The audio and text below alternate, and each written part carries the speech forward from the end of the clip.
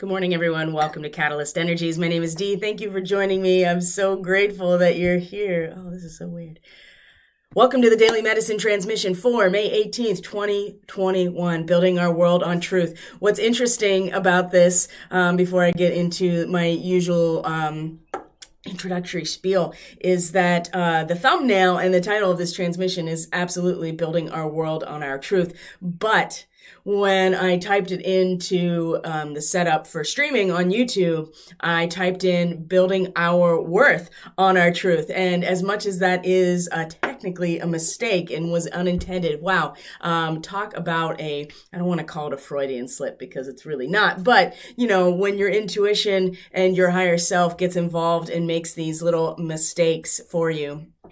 I mean, this is how the tarot works, right? When we trust our inner innate knowing to, bring something to our attention. So it has a double meaning today, building our world on truth and building our worth on truth. And what is our worth? Well, it's Venus, isn't it? Oh, Venus. She's going to be in a sextile to Chiron today, all about the shame and guilt of our own self-worth, and our own subjective experience, that ego consciousness that Aries represents. So welcome back to my subscribers, my audience, and my listeners, especially to my supporters on Subscribestar. Truly, you are the lifeblood of all of these channels, and I appreciate you being here so much. If you're new to this channel, welcome. It's so wonderful to have you. And as always, whenever you interact with this content in any way, when you subscribe to the channel, you like the content, you share the content, you comment on it, it actually does support independent content creators like myself who don't have corporate sponsorship, who don't buy their views or their subscriptions. So every time that you interact in some way with this content, it does signal to the AI algorithm that this content is worth spreading to a larger audience. So thank you in advance, and I appreciate everybody being here. So let's get right into it today. Today is the 18th. Our moon is still in Leo and will be in Leo all day. There is a lot of moon transits that are happening today that have to do with the nodes, have to do with Venus and Saturn. The moon is going to oppose Saturn. I actually talked about this time frame quite a bit in the monthly lunar report when I put out the report for the new moon, and which the new moon was in Taurus, right? What is our full moon going to be? Well, it's going to be an eclipse, isn't it? A full moon lunar eclipse. That'll be happening on the 26th. Right after that, Mercury goes retrograde. I am presenting at another astrology online virtual astrology summit. All of that information is on my social media that you can access in the description box below. And I did send out an email to my list as well. And I will actually link in the description box as well the place where you can register for this, because it's all about Mercury retrograde and the alchemy of Mercury and Gemini. And I'm going to be presenting about the Orion star seeds. Oh, wow. Talk about Gemini archetypes. It's so important considering that the nodal axis of our moon is along the Gemini Sagittarius axis. It was last year as well when we had eclipse season around this time. If you remember, June 5th was our full moon lunar eclipse, and man, that was a very memorable day for me. That was the day that I flew back to Pennsylvania from Portland, not realizing fully, although I did, I'm sure on some level, realize and know that I wasn't going to be coming back. So it's important that we are very aware and cognizant of this Gemini archetype, what it means, what it represents, and for the star seeds in particular, and that archetype of the starseed, the Orion starseed. I'm going to be speaking about that as well. So you can register for that. It's a free event. There are 30 presenters all talking about these basic themes of Mercury retrograde, Gemini, and the magic and the alchemy of working with this type of archetype. So it's going to be in the description box below once I finish this video. And anyway, enough announcements. Let's get right into it. So, let's just look at the chart, because really what we're going to be working with today is the moon is moving through Leo. It's going to find a lot of challenge today. There's going to be a square to Uranus in Taurus. It's opposition to Saturn. And really what we have is a mystic rectangle today. So let's look at that mystic rectangle, because it's in the geometry of the astrology that we get to see and to be conscious of how we can integrate ourselves into these very fixed points in time space, right? Space time, the geometry of the cosmos, and how we can best utilize challenging energy. So I'm going to bring up the chart, and we're just going to go through it piece by piece today, okay? So the first thing I want to show you, well, let's start here. We're going to start here, guys. Okay, so we have our moon now in Leo. It is still in the first half of Leo, which is the combustion phase, right? This is the blood pumping, the blood rushing to our head.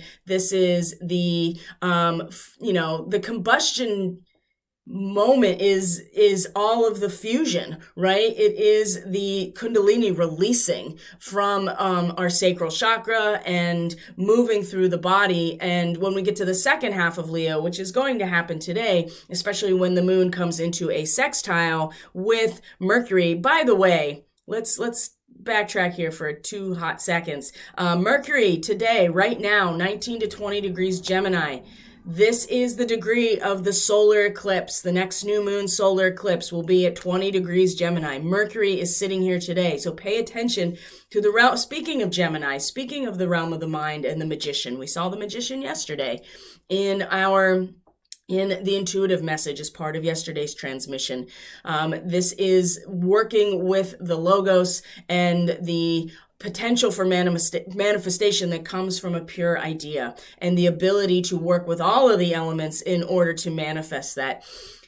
This degree is where the solar eclipse is going to be on June 10th. And so pay attention. Where is your mind? How are the quality of your thoughts? And we talked about this with the divine physician yesterday. The quality of your ideas and thoughts have a big impact on your healing, right? Either healing of ourselves, healing in a larger context, even if we are playing that role as some sort of spiritual or energetic healer, how we utilize the realm of the mind, thoughts, and knowledge is important.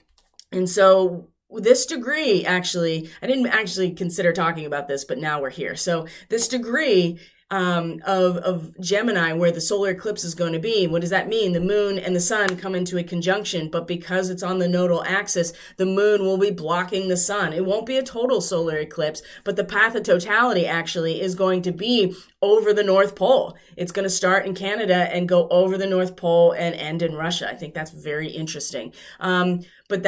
And there'll be the ring of fire. It's called an annular solar eclipse, where there is still like this coronal ring around the moon. It doesn't completely block out the sun, but still, it does block out the sun. And this, our emotional, the subconscious realm, the aspects of ourselves that we don't often really see, and especially in a new moon. I mean, the moon is completely dark. And not only that, it is blocking out the light of the sun. And just to be clear here, that Mercury is also going to be in a conjunction with the sun and with this solar eclipse, because Mercury is going to go retrograde on the 29th and start moving backwards. And so we are going to come back to this point again. So keep in mind here, literally, what's going on in that realm for you in terms of Mercury and the mind, the knowledge, the data, the communication, all of this realm of ideas and the potential for manifestation. What is this degree of Gemini? Well, it's a cafeteria. You have access to everything. You have access to everything, and you can pile as much on your plate as you want, but it's up to us, and it's our responsibility to not take more than we can actually really assimilate. So if you've ever sat down at a buffet or a cafeteria where you have access to everything on the bar, you know that it's very easy to overeat. And this is going to be really a strong theme for the quality not only of this lunar eclipse, but with Mercury involved as well. It's going to be very easy to just take on everything that's presented to you as an option. And the moon, blocking out the sun and the expression of that. Eclipse season lasts 6 months at least, right? It reverberates out because the energy that is represented by these lunar transits, the full moon and the new moon, they're not fully expressed because of the bodies in the way that cast a shadow. So everything that we could possibly want to put on our plate is going to be available to us, and it's going to be up to us to discern what it is that is actually good for us. What can we assimilate? What is our truth? Because just because it's available to us to put on our plate and to consume and to assimilate does not necessarily mean that we should, or that it's going to, digest well. Anybody that has any food sensitivities knows exactly what this means, or just eating too much. So these are some themes to keep in mind as we move through the next couple weeks, because especially Mercury sitting right here. So let's backtrack just a little bit, even more now. So we're going to talk about our moon in Leo, right? The combustion, the full self-expression, the creative self-expression of ourselves, the childlike nature and the innocence. This is really important to consider. This is going to come back up again in the intuitive reading. So let's be mindful of that. So where are we starting here? Well, the moon has already come into a sextile with the North Node. That means it's in a trine to the South Node and is soon going to come into an opposition with Saturn. So, and has already made this sextile with Venus as well, is in a trine to Chiron, as in a square to Uranus. These aspects are all going to either support each other, provide an investment, or in the case of Uranus, it's going to be a very strong square energy. Well, these are all at 12 degrees. Let's go back just a little bit just to show you. There we go. So they're all 12 degrees. Chiron, 12 degrees. I'm rounding up for the Sabian symbols. 12 degrees Aries, 12 degrees Taurus, 12 degrees Gemini. All bam, bam, bam, right in a row. And then we all have 12 degrees Leo. Well, what is 12 degrees Leo? What is that degree? I remember talking about this because it's a party, right? What does Leo want to do more than anything is just be at a party, right? Be at the center of the party. But really relaxation. It's about people coming together in some sort of group relaxation in fashionable settings, right? Something that really appeases our sense of design and fashion. Something that really illuminates us, right?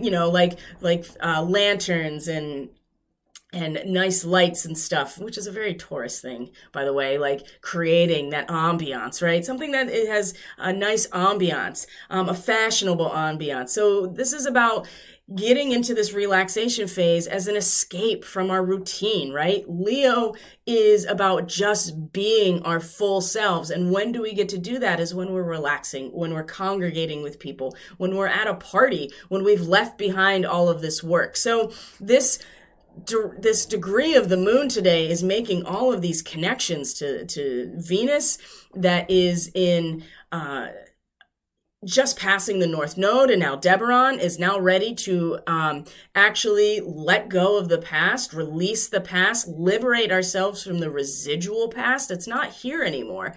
But there is residual aspects that are still informing us as if they are still here. So being able to let go, being able to be fully ourselves, being able to relax, being able to, I don't want to say necessarily escape, even though those are the words of the Sabian symbol and Dane Rudyard specifically. It's about just being in our true nature, our full creative nature, and interacting with each other. So it's going to be, we're going to really invest this into where Venus is, because we will have no choice but to really, if we want to be in this arena, we have to let go of the past that has been tumultuous, right? Is in a trine to Chiron at the same time in this degree. Chiron in Aries that has really been triggering a lot of, we're being really polarized again, because there is this sense of cosmic order that we feel within ourselves, and it's even idealistic. But then we have to deal with the reality of the order of humanity, the order of our ego consciousness. And when we become aware of this cosmic order, this divine order, something outside of just our ego's ability to order things, which is very normal and natural, and is inescapable as a human, we do have to, it polarizes that sense of who we are, because we have this ideal notion of order, but then it bumps up against and polarizes us because we also have a sense of our own order. Our ego wants to order things, or we have social order or cultural order, right? Law and order.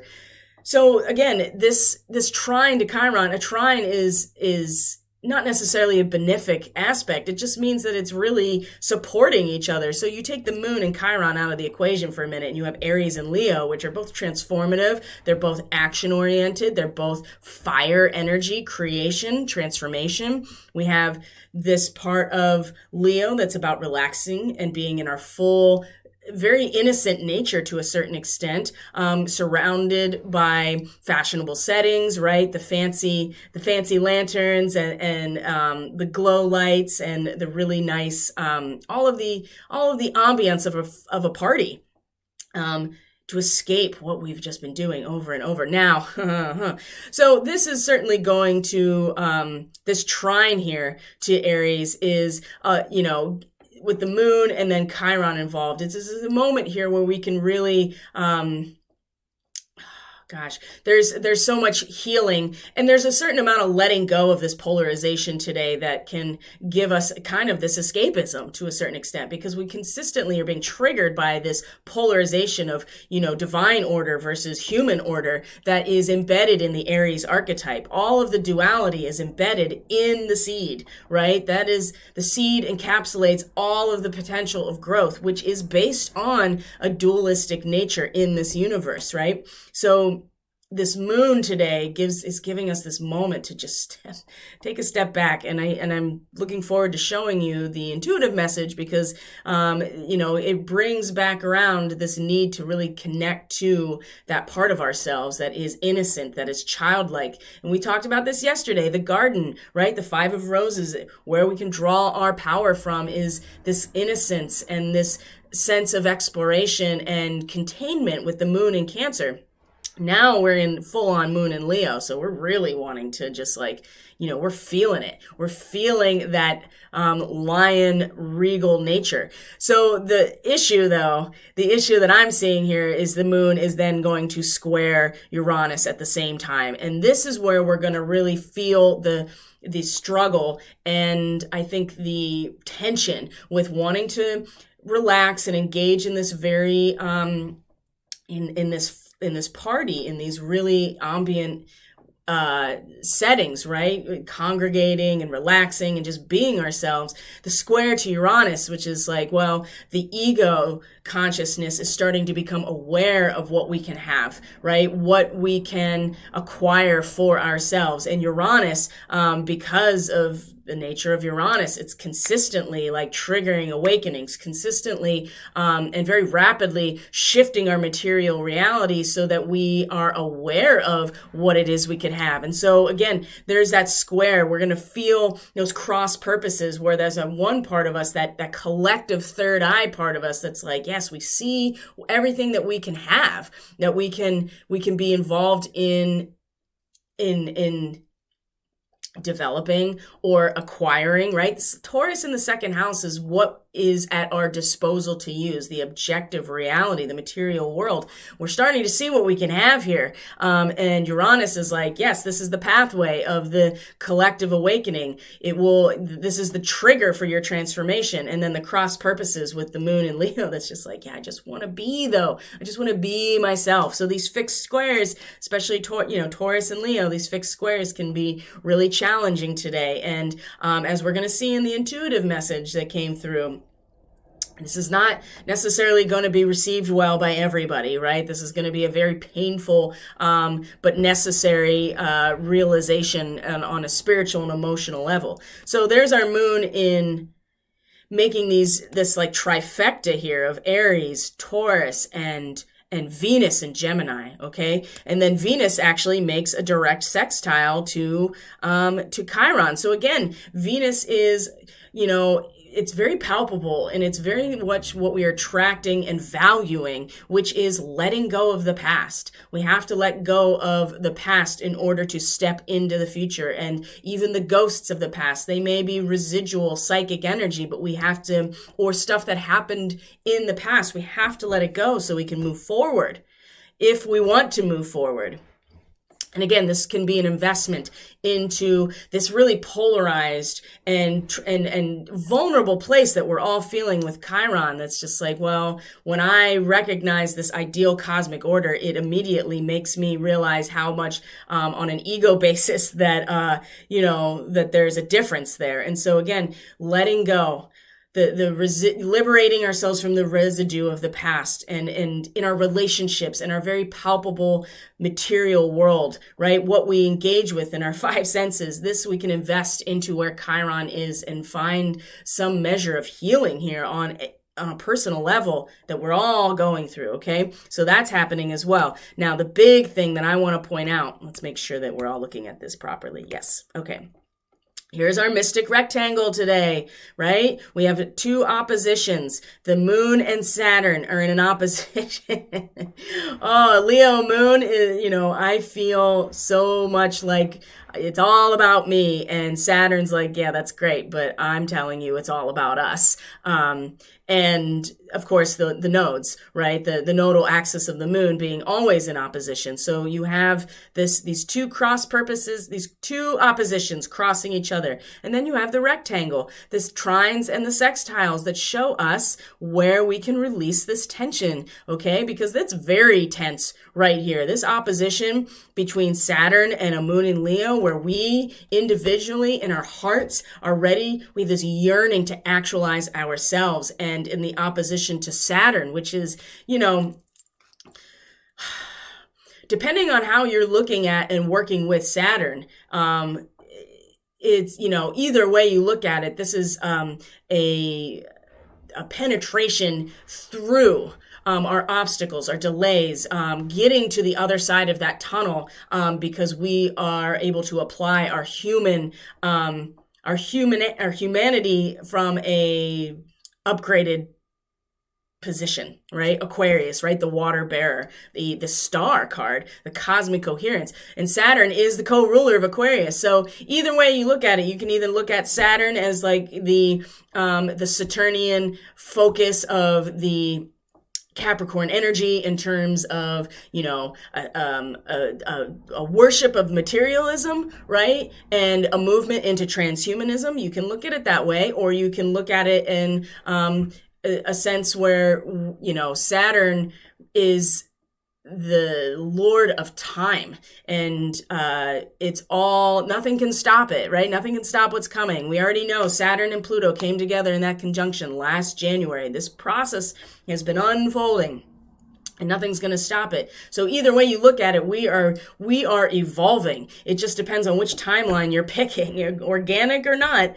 Either way, we're still feeling that tension, right? The tension point of these two aspects pulling in their own directions. And Saturn is very powerful in Aquarius, okay? And so there is a tendency to pull us away from where our hearts are really yearning to actualize ourselves. And of course, we have, like I said, the nodal axis of the moon. Now, something else to consider. Here's Black Moon Lilith, true Lilith, right? Because it oscillates just like the nodes. You can look at the average or the mean of these two positions. I look at the true node because it oscillates, and it represents the way that these aspects oscillate within us.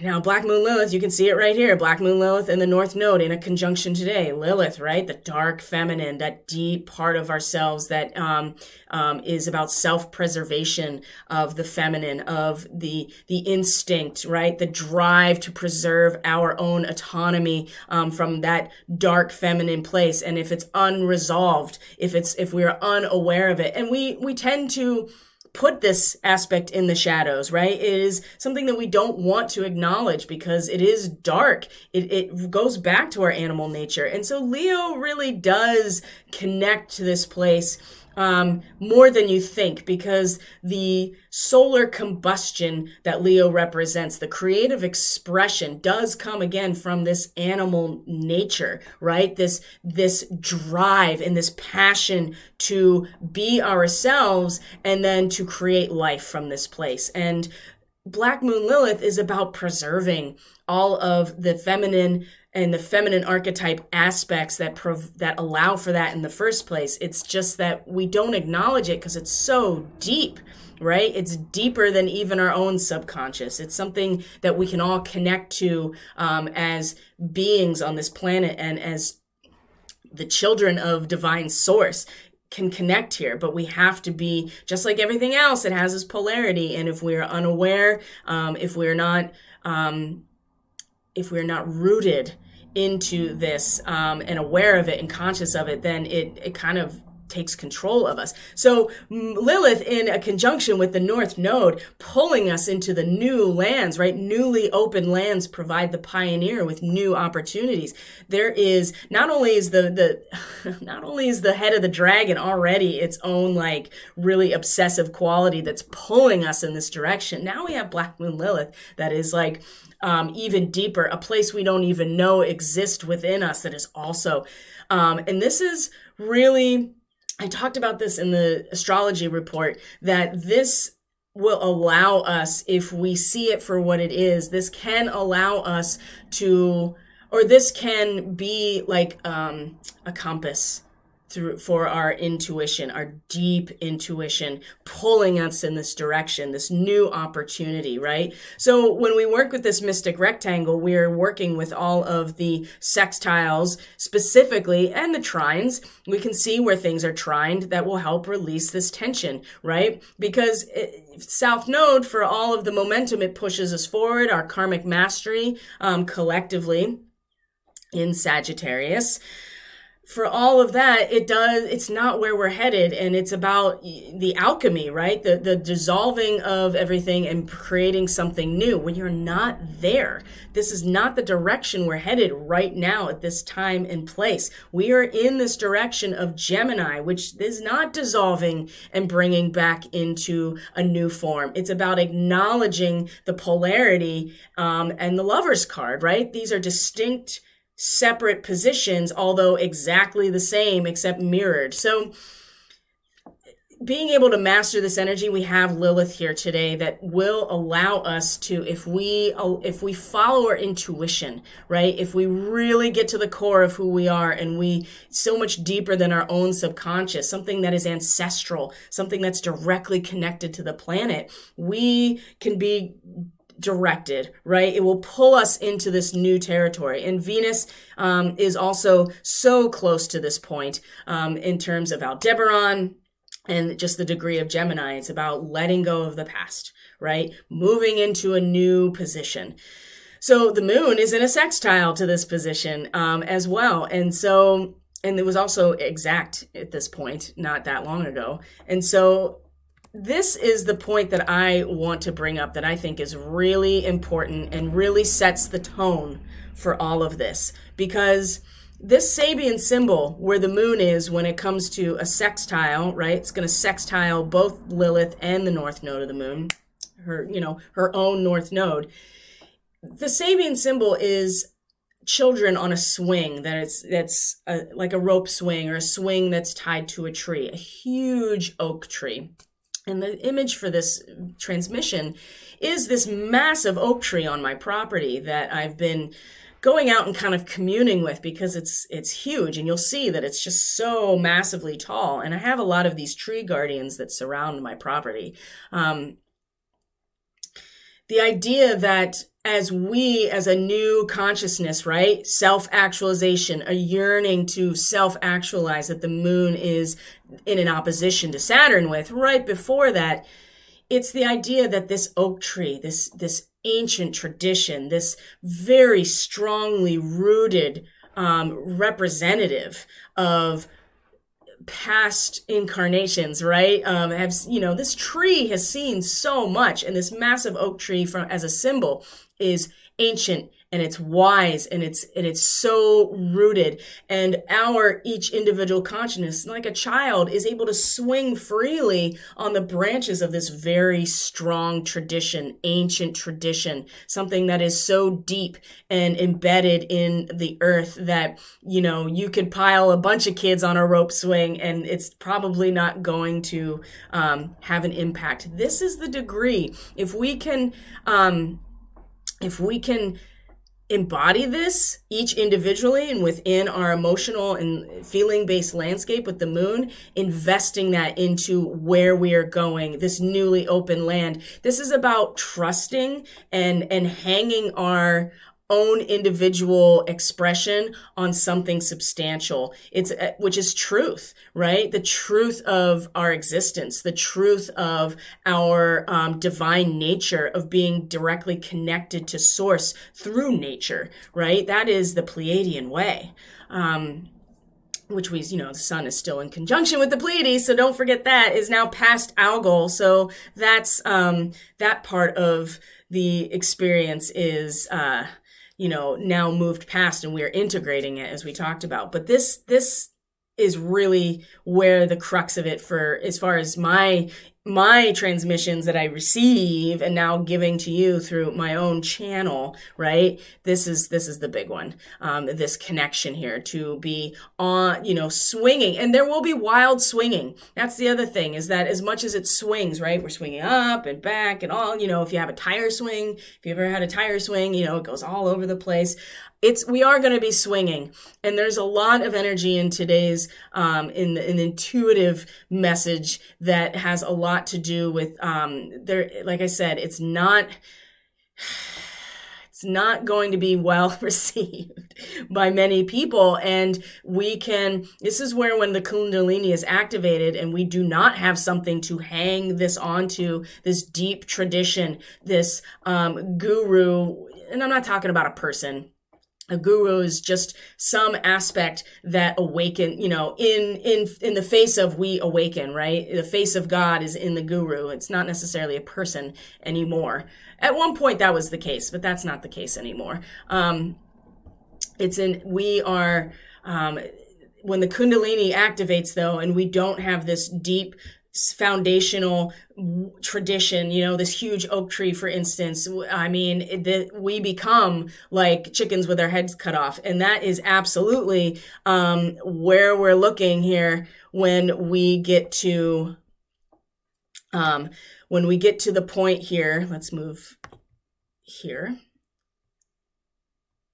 where the moon then comes into a sextile with Mercury, because at the very same time, it comes into aspects with Juno, asteroid Pallas Athena, as well. And they are also, very soon going to come into a mutable square. You don't see them on here. So Juno is retrograde in Sagittarius. Athena is, where is Athena? Athena is in Pisces, about to come into a conjunction with Neptune, like within a very short amount of time during this lunar cycle. Most likely, it might even be by the time, I'd have to go back and look. It might even be by the time we get to the full moon. Now, we're going to talk about that too, because that's important. Because this is the moment where, when we get to this 21 degrees of Leo, this is where the intoxication of and really disorienting experience of a first experience with what? Spiritual teachings, the Kundalini. When the Kundalini is not in a proper channel and still rises, this is where people freak the fuck out, right? Ludicrous first experience. This is the Sabian symbol. Intoxicated chickens dizzily flap their wings trying to fly, okay? Now, in a sextile to Mercury in Gemini, tumultuous, okay? It's going to feel that way. Okay? It's a revolutionary impact of mental concepts upon the collective emotions, right? Mental concepts impacting the collective emotions. What happens? Tumultuous, a labor demonstration, right? There has to be some sort of re-establishment of balance in Gemini always, right? You can't have, it has to be equal at all times, which is how the dialectic of the Hegelian dialectic actually is meant to work. Thesis and antithesis always. But when there is a disconnected, let's see. Yes, I did have a crazy weekend energetically. Somebody let me know if it's still streaming, if you don't mind. Meg, it looks like you're watching right now. So just because my streaming software said it crashed, and it's so far so good. Let's see here. All right, so I'm just going to keep going and hoping that this works. There is no way to really, I feel like, mitigate this process other than to be aware of it. And again, what is that concept that we are hanging our swing on? What is the tradition? Well, you better get right with it, whatever it is for you, because it's going to be what allows you to sway around safely and that it holds you. What else is happening? The moon is going to then trine asteroid Juno in Sagittarius. Here's a fire trine as well, and it does give us a sense here that fake it till you make it type of thing, right? Imagination, make believe. This is all the 21 degree of Sagittarius, right? It's the idea that when we practice or pretend and put ourselves in the position of where we want to get to, then it will create the container. It'll create the, what's the word I'm looking for? It'll create the template for where we are growing into, where we're going, what we're going to eventually bring into unification, right? So that's one way, that trine to Pallas. But it's also going to quincunx, right? That 150 degree angle. You can see right here that the moon is eventually going to quincunx Neptune, right as we cross over into the 19th or late in the evening tonight on the 18th. This quincunx, right? 150 degree angle. These aspects don't fit together. Leo and Pisces are completely on different planes of reality. So Pallas Athena in 21 degrees of Pisces is letting us know that, bringing us to this point of really trusting our own tactile, right? And when I say tactile, it could be like a Venusian thing where we feel in our senses. But with Pisces, we're getting really into the spiritual, transcendent, emotional aspect. And it's about trusting what we feel with our own feelings,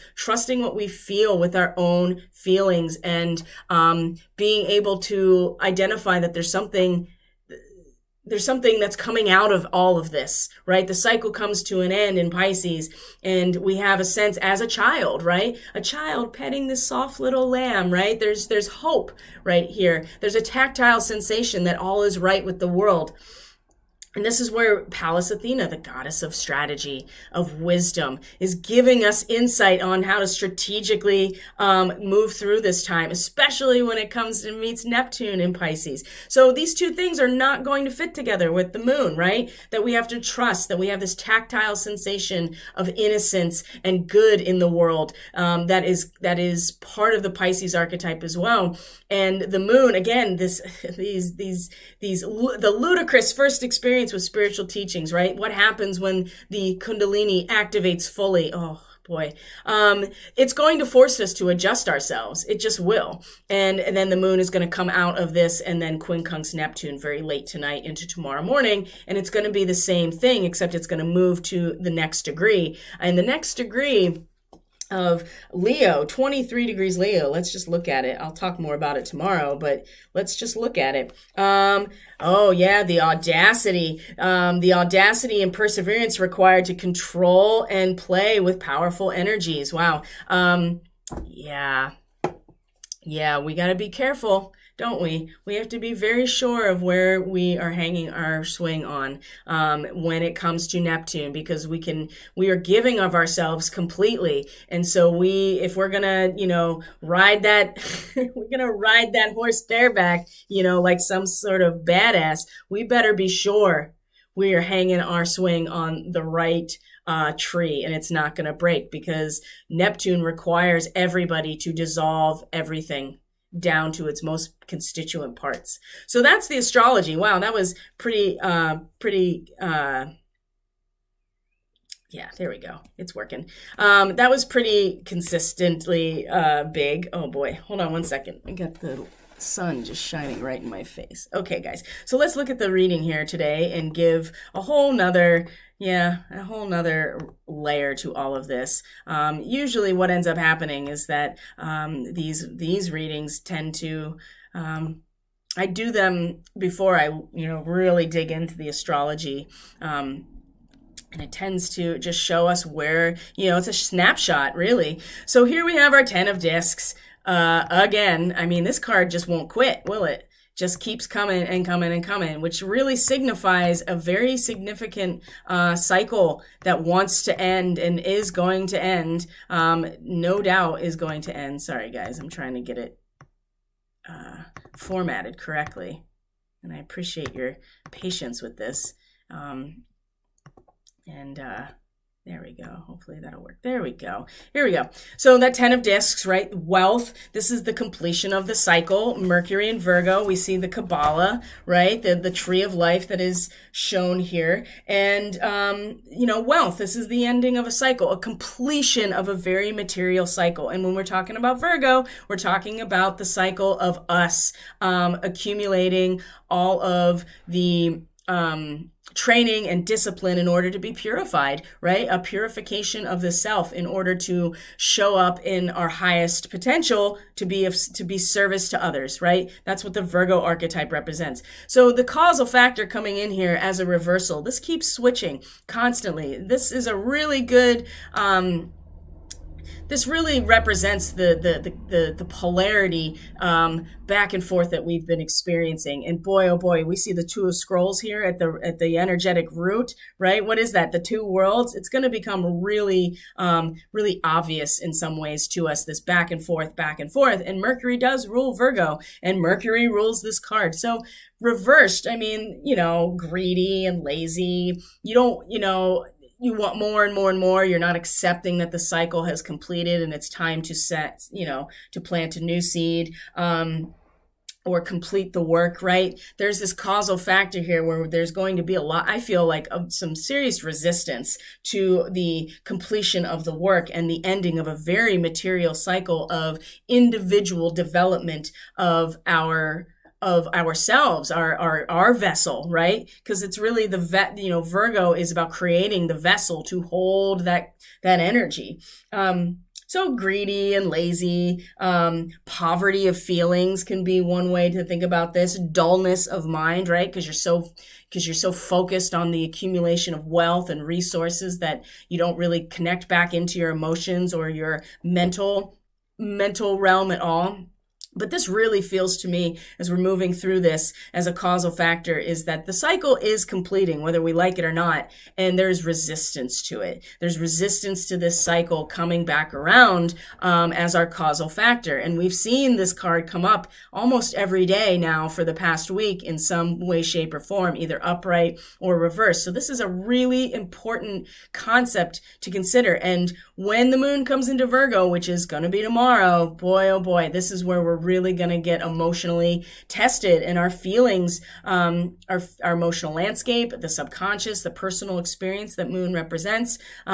We're going to really have to just buckle down and start organizing those aspects of ourselves, right? Emotionally, make sure all of our emotions are exactly where they need to be, that they are being utilized for this goal of purification, of self-discipline, of the works and the routines that the sixth house represents.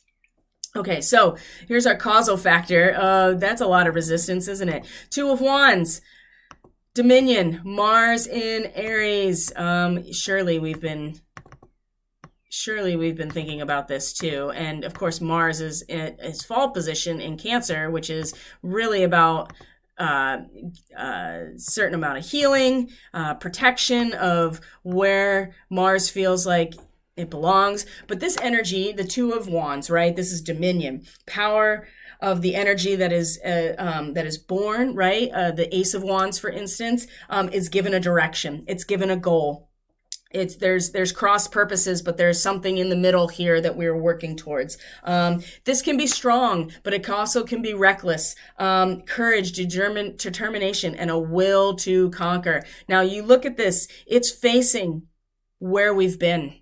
This energy of the dominion and the powerful energy that gives us a goal and a direction for our that seed point of transformation. It is facing where we've been.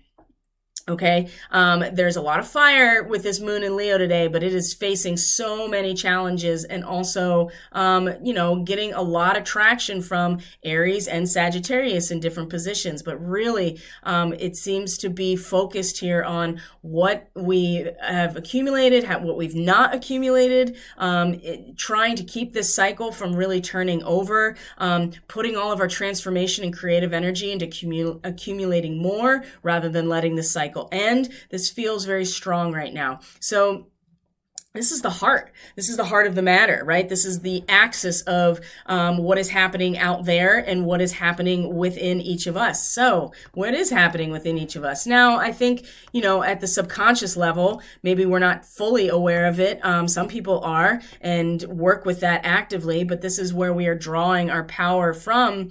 And this, I think, is more than that. This is really the root of what we are dealing with right now. The two worlds, the two of scrolls, right? And this is the scrolls. That's the mental perspective. Here we are looking at the nature of duality in general. So this woman has worked very hard to gather the coins that she sees. She's been weaving, right? She's been weaving and weaving. Oh my gosh, wow. I just got a huge... We've been all weaving, right? We've been working very hard on ourselves and weaving our own... ourselves into this process of awakening, whatever that means to you, this process of evolution of humanity, this transition period that we're in, right? We're moving from Pisces into Aquarius, the 26,000 year cycle, all of these things. We have been working very hard, weaving in a very material way, to gather our resources. But you look out the window, there's a Buddhist shrine, you got the Tibetan prayer flags, but she's not looking out there. She's looking at the fireplace. She's got her hands behind her back. She's looking, I don't want to say disheveled because that's not the right word, but you can tell this person has been working very hard and is really contemplating about these two aspects. So there's a conflict that in our life, this is where the root seems to be energetically on a general basis. Conflict in our life between our outer world requirements and the direction of our spirit. This is the two world split, right? So we're experiencing a polarity between a fully realized self, a spiritual self, and a spiritual experience, right, out the window, and personal, quote unquote, personal success, right? Weaving and weaving. Now, I can tell you personally, I have been feeling this so much, like in a very palpable way ever since the full moon, and it's just going to keep growing. And this is going to become really apparent once this full moon eclipse happens, because we're going to express and we're going to see all of the ambition of the Gemini aspect, and we are going to be, the moon is going to be shadowed when it comes to the alchemy of the group solidarity, how it can be applied to this unification. That's where the moon will be eclipsed.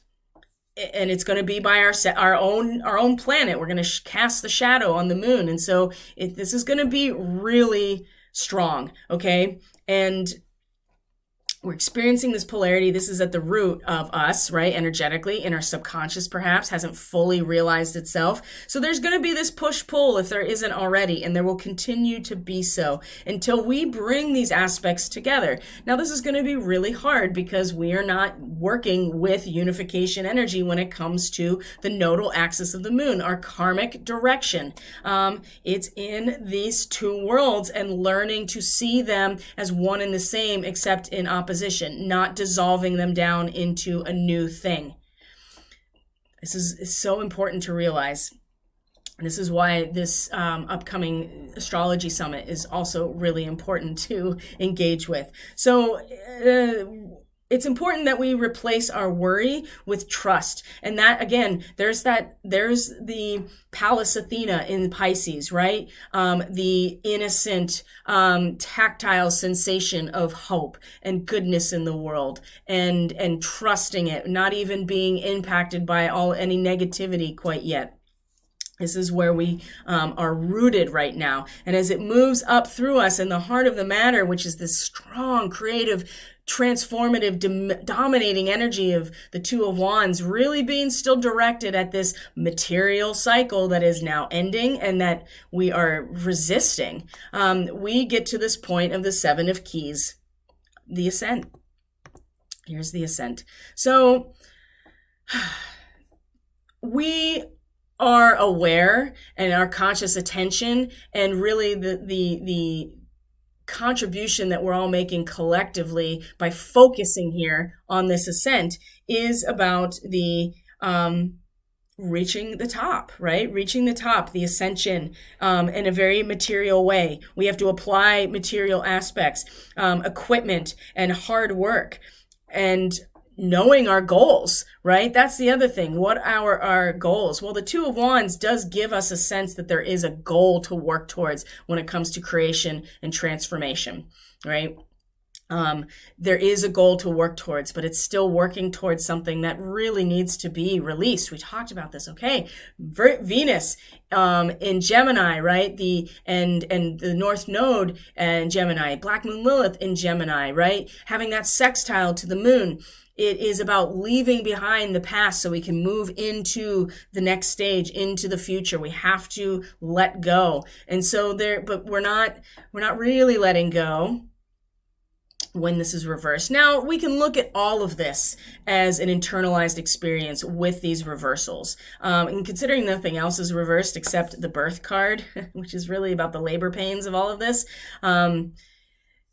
we can look at it that way. I think it's going to manifest in different ways. Some people are going to have this as an internalized experience, realizing all of it and directing our energy towards the release of this cycle that has completed. Or without that awareness, it's just going to be something that is very resisted throughout this process. So the Seven of Keys, applying ourselves to our goals for success, utilizing, what are the keys, right? Our physical equipment, right? This person had a rope, they had crampons, they had the pick, they climbed up this mountain using their hard work and their equipment. Those were the keys to their success. So there is a risk involved here. And, but we can reach the top. And this is really we're thinking about it from a material perspective, and we're putting a lot of energy into it on a material way. When we are rooted in this place of confusion and duality, the push and pull between the physical and the spiritual, it is at the root of things. And this is why I say, if we are all aware of this, then these aspects right here, the polar aspects of cause and effect, are really much more about an internalized experience. But where our attention is right now is in what we have to do to get there, and that it's going to take hard work. It's going to take the necessary components in order to get up here. And it's a solitary journey. This person no one else is around. It's just this person. And the Seven is that moment of the failure, the fall from grace. But really, in this instance, it's the wild card and the trust and the acceptance of the next phase. Which the Eight of Keys is the master artisan, which is interesting in itself. So what to expect? Well, the Ace of Cups reversed is, it can go two ways here. Like I said, this upright is growing feeling, source of love, right? We're ready to move into a new feeling-based experience, being completely, for as much that's going into the cup, there's just as much coming out.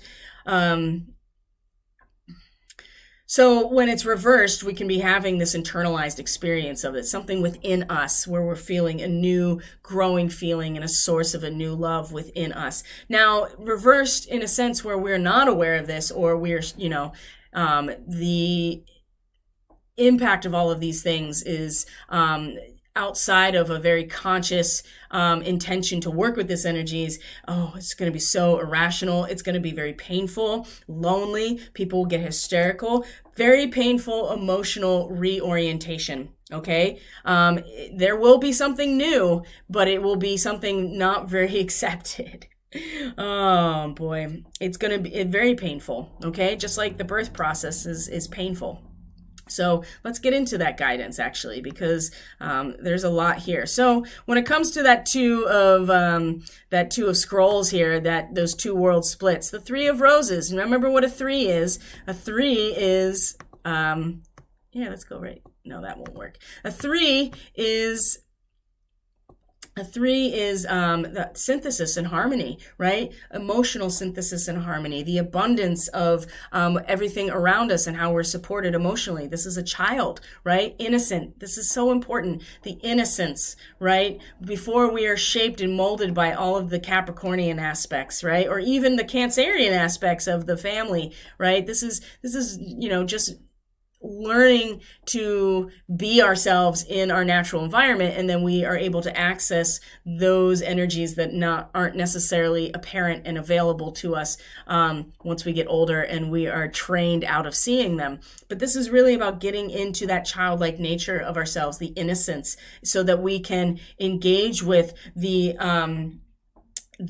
energies and these aspects of magic, right? Of the elementals, right? This is really important as we are struggling with this two world split. How do I live in the world but not be of the world, right? Part of this is bringing ourselves back to this innocent place. And this is the strategy of Pallas Athena, is the tactile sensation, the childlike innocence of feeling that there is hope and there is goodness in the world, and that we are surrounded by all of these energetic aspects that are here to play with us and support us. And it's important that we acknowledge this and to bring this into our feeling-based reality.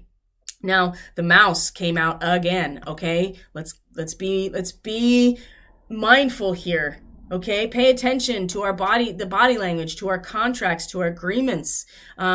You're overlooking important details. Pay closer attention to what's going on. How are you going to pay close attention to aspects that you don't readily see in life that are going to offer you synchronicities, intuition, connection to source, whatever, all of these elemental aspects? How are you going to pay close attention to them if you don't get into the subtle body, if you don't get closer to the earth, if you're not attuned to the subtle fluctuations like a mouse is? This card keeps coming out, which is really signaling to us that we have to pay closer attention to what's going on. We really do.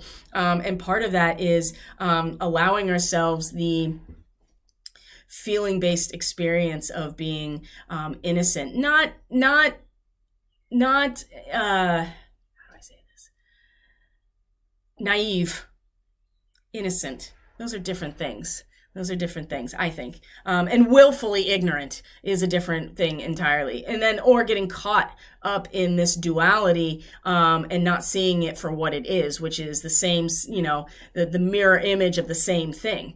So again, pay closer attention, get into the subtle body. It's important that we quiet ourselves to get deeper into ourselves so that we can pay closer attention, because we're really going to get caught in the crossfire of this two world split, I think. Now, the ladybug. We haven't seen the ladybug in a long time. Ladybugs are always about good luck. And if you've ever been in horticulture, especially certain types of plants, commercial crops, the ladybugs will take care of all kinds of pests in your garden. So the ladybug, this is a time of good fortune and abundance. So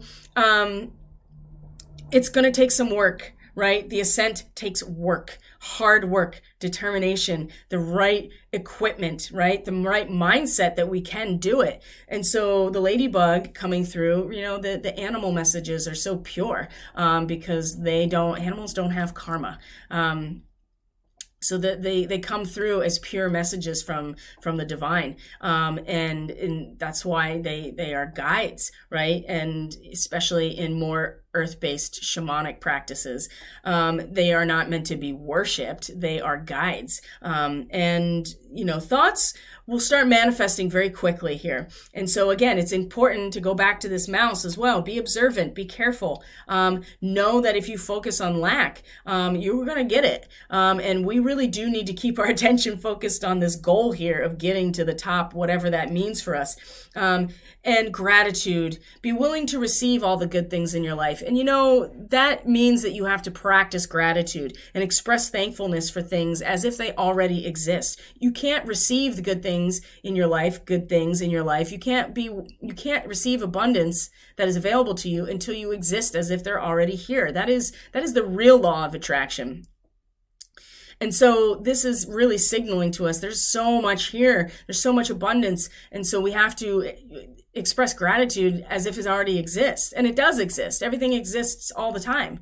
It's just a matter of resonating it, and then you see it manifest in front of you. So this is about accepting that it is good and there is abundance, and resonating with it, aligning with it, and be mindful that and careful and observant that whatever we bring to our language, right, is going to manifest very quickly. So if you're continuing to focus on what you don't have, or if you're really focused, which is going to be hard, if you're focused on this two-world split and how uncomfortable this is, that you're going to keep getting a lot of the same, and it's going to be this perpetual loop here. But this is signaling and showing us and giving us the message that there is good fortune, there's abundance, and in order to receive it, we have to actually be grateful for the fact that it exists, and then it comes into us. Now, the birth process. Oh, the labor pains. When this is reversed, there's difficulty in finding purpose. We may not exactly know, what are we grateful for? We're having a hard time seeing it. We're having a hard time seeing the new things that are coming in. So when it's reversed, these are the labor pains. And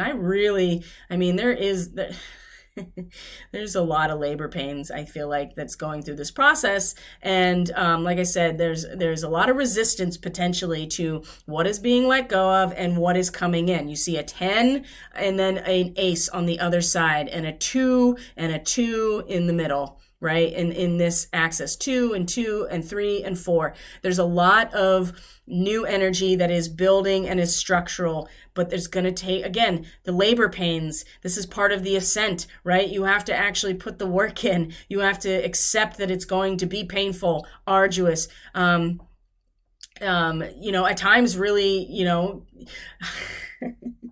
I was at my mom and my sister went and got tattoos this weekend. And so I just went with them, kind of check out the shop.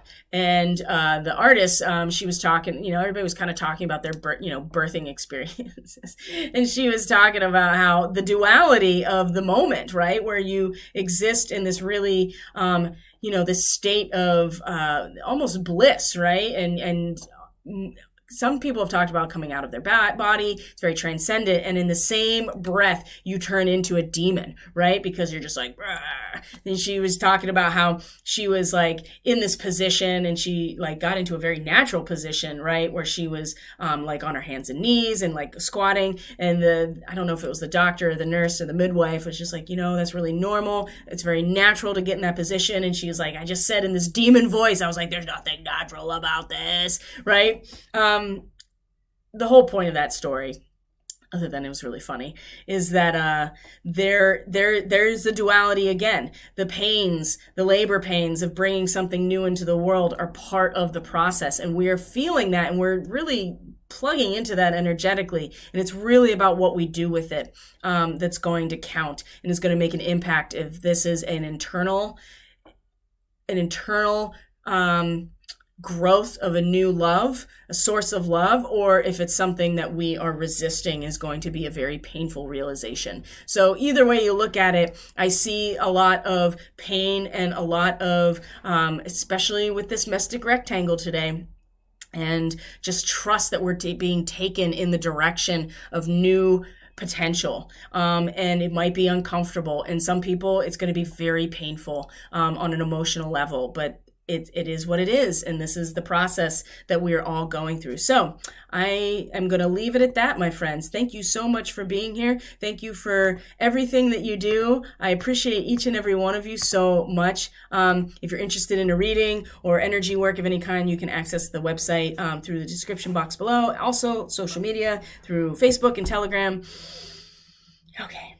Tomorrow is the first quarter square, by the way, right? The sun is at the last degree of Taurus. The moon will be at the last degree of Leo. So we're really going to experience this all within ourselves, within that polarity of expressing ourselves through the full culmination of everything that we have and that we value. Are we going to express ourselves through our value? And then the moon that at the last degree of Leo, such an interesting in conjunction with Regulus, right? There's nothing that can be hidden, right? The last degree of Leo is the unsealed letter, right? Nothing is meant to be hidden from all of humanity. And the thing about Taurus is it's very consolidated, right? It's substantiated and confirmed, and it's pulled into us because Venus is about attraction. And so Taurus as fixed earth is about confirmed substantiation in this fixed material form that we're going to express ourselves through.